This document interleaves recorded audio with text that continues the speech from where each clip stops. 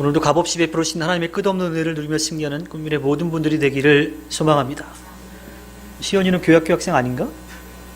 아직 엄마랑 떨어지면 안 되나요? 믿습니다. 2022년이 시작되고 9일이라고 하는 시간이 지금 지나가고 있습니다. 여러분들 2022년을 시작하면서 어떠한 다짐, 또 어떠한 결단, 어떤 것을 좀 이루려고 하는 목표들을 세우고 오셨습니까? 모르긴 해도요, 예전에 하지 못했던 걸 다시 한번 좀 해보겠다 하는 그러한 마음들, 그런 결단들이 좀 있을 거예요. 또 거기에는 좀 다르게 이건 하지 말아야지 하는 그러한 생각도 있을지 모르겠습니다.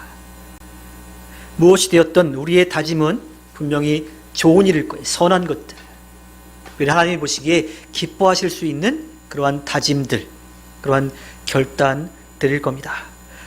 2022년을 살아내시는 동안 하나님께서 이끄심을 기억하고 그 하나님을 따라서 하나님 앞에 기쁨을 드리는 값진 삶을 살아가시기를 주님의 이름으로 다시 한번 부탁을 드립니다.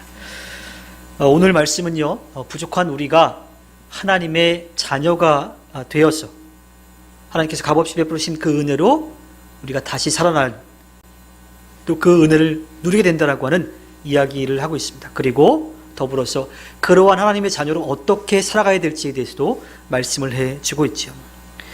오늘 말씀 시작에 요한일서 기자는요, 소아시아 지역의 사람들을 나의 자녀 여러분 이렇게 부릅니다.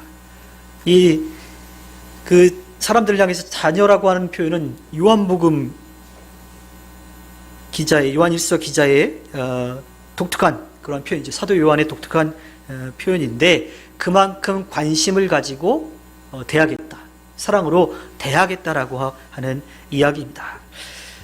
자녀가 잘못된 길로 가는 것을 보고 가만히 있을 부모는 아무도 없어요. 좋은 길로 가고 또 좋은 일을 해서 모든 사람들로부터 칭찬받기를 원하는 거죠. 바로 이 요한 1서의 기자는 자신이 만나고 있는 그들에게, 또 자신이 편지를 보내고 있는 그들에게 나의 사랑하는 자녀요 하며 부르면서 그들을 사랑으로 대할 것에 대해서 이야기를 하지요. 2017년에 개봉한 최민식 주연의 영화 침묵을 보면요, 음주운전을 해서 살인을 저지른 그 딸의 죄를 자신이 대신 그 죄값을 받으려고 하는 이런 이야기가 나옵니다. 옳은 방법은 아니지만 부모의 마음이 그러한 마음이지 않을까 생각을 해보았습니다. 하나님은 부족한 우리를 하나님의 자녀로 삼아주셨죠. 우리 사회에 수저 이야기가 많이 나옵니다. 금수저, 흙수저. 저는 그 수저 이야기가 나올 때마다 마음이 너무 좀 아파요. 왜냐하면 금수저라고 하는 사람들은 자신들이 가지고 있는 것들을 가지고서 그렇지 못한 사람들을 무시하는 경향이 있고요. 또 흙수저라고 하는 사람들은 자신은 아무리 해도 저 금수저를 따라갈 수 없다라고 하는 그런 비관적인 생각을 가지고서 살아가고 있습니다. 그래서 그 수저 이야기가 나올 때마다 좀 마음이 너무 불편합니다. 그런데 그것은 바른 생각이 아니죠. 우리 모두는 하나님의 끔찍한 사랑을 받는 이들입니다. 열 손가락 깨물어서 안 아픈 손가락 없다라는 말이 있듯이 하나님은 하나님의 모습을 따라서 만드신 우리를 모두 다 사랑하시는 거예요.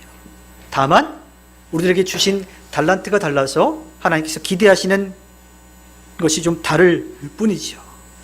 그러니 수저 논란은 우리가 하나님께, 부모님에게 자녀가 나한테 해준 게 뭐가 있어? 라고 그렇게 대드는 것과 다르지 않습니다. 그러니 우리는 하나님께서 우리들에게 주신 것에 대해서 감사하며 우리에게 주어진 그 삶을 기쁨으로 살아내야 합니다. 하나님의 끔찍한 사랑은요, 우리가 잘못해서 벌을 받을 수밖에 없는데 하나님 앞으로 다시 나아갈 수 있는 길을 열어주신 거예요. 그것도 하나님 편에서 열어주셨습니다. 우리가 올 한 해 목표를 잡고 있는 빌립보서 2장, 또 지난주에 함께 나눴던 그 말씀들을 통해서 예수님은 하늘 보좌를 내려놓고 이 땅에 오신 이야기를 함께 나눴어요. 히브리서 9장 12절에 보면 단 한 번에 지성소에 들어가셨습니다. 그는 염소나 송아지의 피로서가 아니라 자기의 피로서 우리에게 영원한 구원을 이루셨습니다 라고 말씀하고 있습니다. 이것이 하나님이 우리를 사랑하시는데 끔찍히도 사랑하시는 이야기인 거지요. 예수님이 단 한 번의 완전한 희생제물이 되셔서 우리의 모든 죄가 용서받을 수 있는 길이 하나님 편에서 열린 겁니다. 다만 그 길을 갈 때 우리가 믿음을 가지고 한 걸음 내딛어야만 그 은혜가 우리들에게 임하는 거죠. 그 구원의 역사가 이루어지는 겁니다. 대부분 이 잘못을 한 사람들, 피고라고 이야기하는데 이 사람들은 이제 변호사를 선임하죠.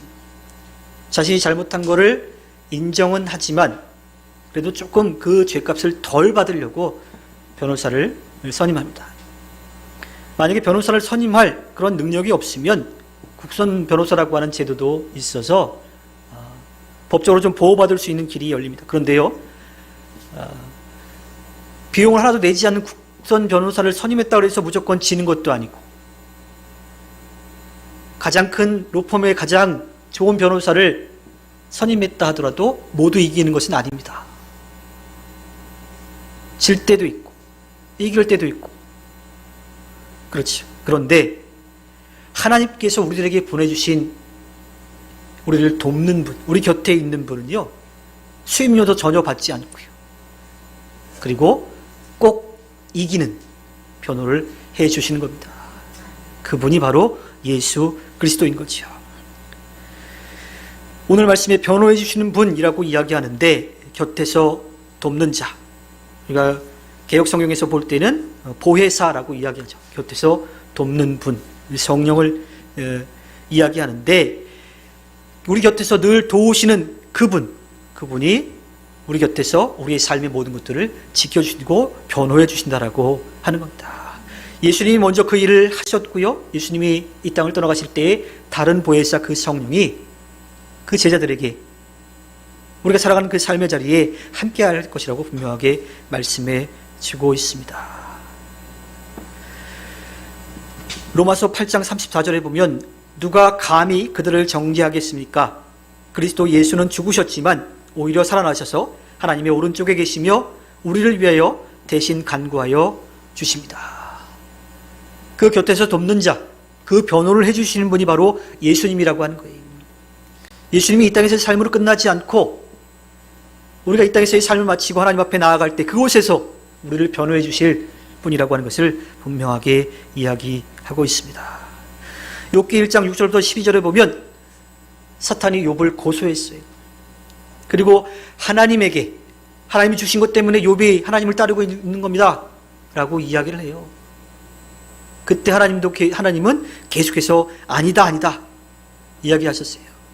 그러다 결국 사탄이 계속 이야기했을 때 한번 그러면 해봐라, 다만 욥의 목숨만은 건들지 말고 해봐라 라고 허락을 해주시죠. 사탄은 계속해서 우리를 그렇게 넘어뜨리려고 해요. 실제로 우리는 넘어지기도 합니다. 그런데 그렇게 넘어졌을 때 우리를 곁에서 돕는 예수님께서 우리를 변호해 주시는 거죠. 하나님께서 우리들이 잘못한 것에 대해서 하나님의 용서를 구하는 그 제사의 이 하나의 틀을 화목제라고 이야기를 합니다. 화목제라고 하는 것은, 화목제물이라고 하는 뜻은 신을 위로하고 진노를 경감시킨다라고 하는 뜻이 있어요. 그러니까 진노의 하나님의 마음을 누그러뜨리는 그런 예배라고 하는 이야기죠. 그 화목제물이 되셨다라고 하는 것은 예수님이 그렇게 우리 대신에 하나님의 진노를 누그러뜨려서 우리의 죄를 용서받을 수 있게 해주신다라고 하는 겁니다. 예수 그리스도가 화목제물이 되셨다라고 하는 것은 죄 때문에 마땅히 죽을 수밖에 없는 우리의 모습인데, 우리를 대신해서 제물이 되셔서 우리를 향한 하나님의 진노를 누그러뜨리시고 또 하나님과 멀어진 우리 사이를 가까워지게끔 다시 하나님과 만날 수 있는 길을 열어주셨다라고 하는 겁니다. 3절부터 6절까지 말씀을 보면요, 하나님 앞에 설 수 없었던 우리가 하나님 앞에 다시 서게 되었을 때에 우리가 어떠한 삶을 살아야 될지를 말씀해 주고 있습니다. 우리가 하나님의 사랑과 예수 그리스도의 은혜 그리고 성령의 도우심으로 하나님의 자녀가 되어서 어떻게 살아가야 될지에 대해서 말씀을 해주고 있죠. 오늘 우리가 하나님의 말씀을 따라가 살면 하나님을 아는 것을 보여주게 된다라고 이야기합니다. 우리가 성경에서 알다라고 하는 뜻은 그냥 이름만 아는, 몇 번 만나봤던, 전화번호에 연락처 있는 그런 관계가 아닌 거죠. 속마음까지도 모든 것을 다 아는 그러한 관계인 겁니다. 얼굴과 이름만 아는 정도가 아니라 체험적이고 관계적인 알을 뜻하는 거예요. 그런 이야기 하죠. 표정만 봐도 안다고.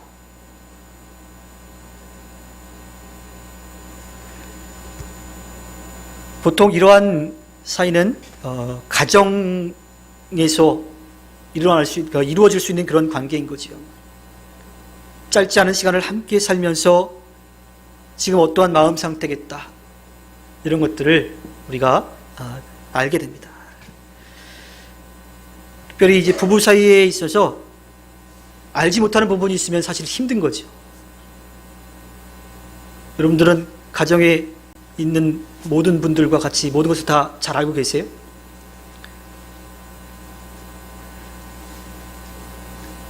표정들이 별로 다 안 좋으신데? 모르는 비밀도 좀 있어야 되나요? 서로 잘 알지 못한다면 문제가 생길 수 있어요. 대화해서 어떠한 마음을 가지고 있는지 의사소통을 분명히 할 필요가 있지요. 너무 한쪽 이야기이긴 한데요. 웃자고 하는 얘기니까 너무 심각하게 받아들이지 말고, 어떤 분들은 남편을 남의 편이라고 그렇게 부르시기도 한다고 하더라고요. 평생 내 편이 되어야 되는데 남의 편이 된다라고 하는 거예요. 또 아내를 부르는 호칭에도 또 차이가 다 있죠. 자녀를 부르는 호칭에도 다 차이가 있어요. 여러분들이 가지고 있는 이 스마트폰에 여러분들의 가족들, 그 가족들의 이름이 어떻게 되어 있습니까? 제가 몇 가지 봤던 것들 말씀드리면, 부부끼리 이렇게 써 있더라고요. 내 반쪽, 내 전부, 사랑하는 신랑님, 내 아내, 내 사랑, 마님, 그 중에서 기억에 남는 게 심통마눌, 이렇게 되어 있습니다. 오해하지는 마시고, 심통마눌이라고 하는 이름은요, 그 남편 되시는 분이 한 게 아니라 아내 되시는 분이 직접 당신이 그 자기 이름 그렇게 해줬다라고 하더라고요. 스마트폰에 여러분들의 가족들이 어떠한 이름으로 적혀 있는지, 어쩌면 그 이름 적혀 있는 거 하나만 보더라도 그 사람에 대한 마음이 어떤지도 좀 생각해 볼 수 있는 거예요. 혹시라도 안 좋게 써 있더라면 여러분들 빨리 바꾸시기를 바랍니다. 저는 병원에 가서 신방을 할 때 기도하면서 꼭 이렇게 기도합니다. 하나님께서 만드신 몸이니 하나님 가장 잘 아시니 하나님께서 만져주시고 치료해 주시기를 원합니다. 왜냐하면 하나님이 만드셨으니까 하나님이 가장 잘 아시는 거예요. 아픈 것도 알고 힘든 것도 다 아시는 거죠. 그래서 하나님 앞에 그렇게 기도해요. 물론 그 치료를 돕는 의료진의 손길을, 그들의 손길도 하나님께서 주관하시는 거니까 그들의 손길을 도와달라고 함께 기도하기도 하죠. 미국의 이 자동차 회사 아주 유명한 포드의 이 설립자인 헨리 포드의 유명한 일화가 있죠. 젊은 자동차 정비사가 중고차를 사가지고 잘 수리해서 타고 있는데 갑자기 차가 멈춰버린 거예요. 자기가 가지고 있는 기술력 가지고 경험 가지고 아무리 해도 차가 고쳐지질 않습니다. 그러다가 아주 좋은 세단이 쭉 지나가다가 나이가 지긋이 드신 분이 내려서 오는 거죠. 그래서 차가 좀 문제가 있나요? 그랬더니 좀 문제가 있는데 제가 정비사기 때문에 제가 잘 고칠 겁니다. 그랬더니 한참을 있는데도 여전히 시동이 걸리지 않는 거죠. 그래서 그것을 지켜보던 그 나이가 지긋한 분이 내가 좀 도와줄까요? 그랬더니 제가 할 수 있습니다. 저 자동차 정비하는 사람인데요. 여전히 자동차를 고치지 못했다 그래요. 그러다가 이 나이가 지긋하게 드신 분이 뭔가를 이렇게 만져보고 시동을 한번 걸라 그랬더니 시동이 걸렸답니다. 정비사는 놀랬지요. 아니 뭐 하시는 분인데 제가 기술자인 제가 고치지 못한 걸 어떻게 고치셨습니까?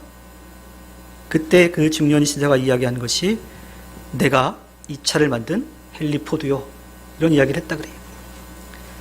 자신이 만들었으니까 문제가 뭔지를 정확하게 아는 거예요. 어떻게 도와줘야 될지 어떻게 고쳐야 될지를 다 아시는 거죠. 하나님은 우리를 만드신 분입니다. 따라서 우리의 필요를 가장 잘 아시는 분이죠. 그러니 그분 앞에 모든 것을 맡기는 삶이 되어야 하고요. 이제 그분을 따라서 우리가 그분을 나타내는 일도 해야 하는 겁니다. 4절에 보면 하나님께서 어떤 분이신지를 알면서 하나님의 말씀을 따르지 않는 자들은 거짓말을 하는 자들이라고 그렇게 이야기를 하고 있습니다. 하나님이 어떠한 분이신지를 안다면 우리는 하나님의 말씀을 따라가야 돼요. 이 땅에서 하나님 사랑과 이웃 사랑을 함께 해 나가야 하지요. 요한일서 4장 21절에 이렇게 이야기합니다. 하나님을 사랑하는 사람은 자기 형제의 자매도 사랑해야 합니다. 우리는 이 계명을 주님에게서 받았습니다. 하나님을 알면, 그 하나님의 사랑을 깨달으면 이제 우리가 해야 될 일은 그 하나님의 사랑을 나타내도록, 드러내도록 우리의 이웃을 사랑해야 된다고 하는 겁니다. 이 이웃에는요, 우리 곁에 있는 모든 사람들을 다 포함하는 거예요. 가정, 또 삶의 자리에서 만난 동료들, 또 개인적으로 만나는 그 친분관계에 있는 모든 사람들, 그리고 우리가 직접 알지는 못하지만 우리와 함께 이 땅을 살아가고 있는 모든 그들을 다 포함하고 있는 일입니다. 요즘은 이런 말도 잘 안 하는 것 같긴 한데요. 예전에 뉘집 자식이냐고 이런 이야기 했었죠. 제가 이런 얘기를 할 때마다 늘 전 딴 세상에서 온 것 같은 그런 느낌이 드는데, 뉘집 자식이냐 이런 이야기를 했었어요. 근데 그 이야기는 두 가지 뜻이 있죠. 하나는 뭔가를 잘했을 때 어느 집 자식이야. 그래서 또 하나는 뭔가 크게 잘못해가지고 어느 집 자식이야. 그런 뜻이 다 담겨져 있습니다. 2001년에 개봉한 영화 친구, 그 선생님의 대사 가운데 유명한 게 있죠. 네 아버지 뭐 하시노? 하는 이야기. 학생이 잘못해가지고 혼낼 때 네 아버지 뭐 하시노? 하고 그렇게 이야기하는 거죠. 그러니까 우리의 삶을 통해서 하나님이 나타나지게 된다고 하는 거예요. 왜냐하면 우리가 하나님의 자녀이기 때문입니다. 우리의 삶을 통해서 뉘집 자식이냐라고 하는 그 이야기를 들었을 때에 잘못해가지고서 책망받는 그러한 질문이 아니라 뭔가 잘해서 칭찬받는 그런 이야기로 우리가 듣기를 원합니다. 우리의 삶 때문에 하나님이 어떠한 분이신지가 드러나기 때문인 거지요. 우리는 이 땅에서 하나님의 자녀로 예수 그리스도의 증인과 제자로 성령의 능력을 힘입어 살아가야 합니다. 그렇게 살아갈 때 주변에 있는 사람들이 우리를 보고서 당신이 믿는 하나님이라면 나도 믿겠다 하는 이야기를 들을 수 있는 삶을 살아야만 합니다. 그렇지 않고 오히려 당신 같은 사람이 하나님 믿는다면 난 안 믿겠다 하는 이야기를 들어서는 절대로 안 되는 거죠. 하나님은 우리들에게 값없이 그 사랑을 베풀어 주셨습니다. 그리고 우리가 하나님의 자녀가 되는 은혜를 베풀어 주셔서 우리를 만드셔서 우리를 우리보다도 더 잘 아시는 분이에요. 그러니까 우리가 받은 사랑을 전하며 살아야 합니다. 그러나 하나님의 자녀로 살아가는 일, 그래서 하나님 앞에 기쁨을 드리는 일, 하나님이 어떠한 분이신지를 드러내는 일이 생각처럼 쉽지는 않습니다. 자녀가 언제나 부모님의 마음을 기쁘게만 하며 살아갈 수 있을까요? 그렇지 못하죠. 아주 작은 사고도 치기도 하고요, 아주 큰 사고도 치기도 합니다. 이제 좀 나이가 들어서 철이 들어가지고 사고 안 치고 잘 살겠지 하는 마음이 들어도 그래도 또 사고를 쳐요. 결혼을 해서 가정을 이루었으니 이제 알아서 잘 하겠지 해도 여전히 그렇고요. 자녀를 키우면서 부모의 마음을 알겠지 해도 여전히 마음에 걱정거리가 되는 일들이 굉장히 많지요. 5절 말씀에 보면 하나님을 아는 자들이 그것을 지키며 살아가는 것이 맞는데 그렇지 못하는 그런 일들에 대해서 이야기하고서 중요한 것은 그 속에서, 그 사람 속에서 하나님께 대한 사랑이 참으로 완성됩니다 라고 하는 이야기를 하고 있습니다. 하나님의 말씀을 지키면 그것이 완성된다고 하는데 한 번에 뚝딱 이루어지는 것이 아니라고 하는 이야기입니다. 계속해서 그렇게 살아가기 위해서 노력을 해야 돼요. 단 한 번에 이루어지는 것이 아니라 계속해서 그렇게 하기 위해 노력을 해야 된다고 하는 이야기죠. 그래서 이 참으로 완성됩니다 라고 번역된 헬라어의 시제를 보면요, 완료 수동태라고 되어 있는데 지금 딱 끝나지 않았어요. 계속 그렇게 되어져 가는 거예요. 그래서 그 뜻을 좀 풀어서 이야기하면 하나님의 자녀인 우리의 하나님에 대한 사랑은 그리스도인이 되는 순간 한 번에 이루어지는 것이 아니라 계속해서 하나님의 말씀을 따르려고 하는 부단한 노력으로 조금씩이지만 온전하게 이루어져 가게 되는 겁니다. 이런 뜻이 담겨 있는 거예요. 우리가 믿는다고 해서 한 번에 확 바뀌나요? 그렇지 않아요. 그 단계가 계속해서 올라가지는 그 단계를 밟을 수밖에 없는 겁니다. 그렇다고 해서 절대로 포기해서는 안 되죠. 우리가 이 땅에서 하나님의 자녀로 예수 그리스도의 지인과 제자로 성령의 능력을 힘입어 살아가기 위해서 계속해서 노력해야 하는 겁니다. 그 부족함을 인정하고 겸손히 하나님 앞에 서는 겁니다. 다만 우리 때문에 하나님의 이름이 망령되이 일컬어지는 것을 우리가 가만히 보고 있어서는 안 되고요. 하나님의 말씀에 따라 살아가면서 하나님 사랑과 이웃 사랑을 하면서 하나님의 이름이 거룩하게 되어지도록, 그러니까 하나님의 나라가 넓어져 가도록 우리는 애를 쓰며 살아가야 합니다. 이 땅에 있어서 살아가는 삶은 나누고 베풀고 섬기는 삶이에요. 그리고 때로는 우리의 것을 내어주는 희생하는 삶도 있지요. 우리는 보통 다른 사람을 나보다 낮게 여기는 경우가 있죠. 그런데 하나님의 자녀인 우리들은 다른 사람을 나보다 더 낮게 여기는 삶을 살아야 하는 겁니다. 그것이 하나님을 기쁘게 해드리는 삶입니다. 하나님께서는 부족한 우리를 사랑해 주셨습니다. 하나님의 마음을 아프게 하는 자녀인데 그래도 자녀에게 하나님 편에서 용서받을 수 있는 길을 열어주셨죠. 우리는 하나님의 자녀로 하나님의 그 걱정, 근심의 대상이 아니라 감사와 기쁨의 고백의 대상이 되는 삶을 살아야 합니다. 우리의 삶으로 하나님을 드러내는 삶을 살아야 합니다. 하나님의 값없는 은혜를 받은 자로서 이 땅에서 그렇게 살아가는 것이 마땅하지요. 이 땅에서 성령의 도우심으로 하나님 앞에 기쁨을 드리는 삶을 살아내 하나님의 영광을 드러내는 꿈미래 모든 분들이 되기를 주님의 이름으로 부탁드립니다.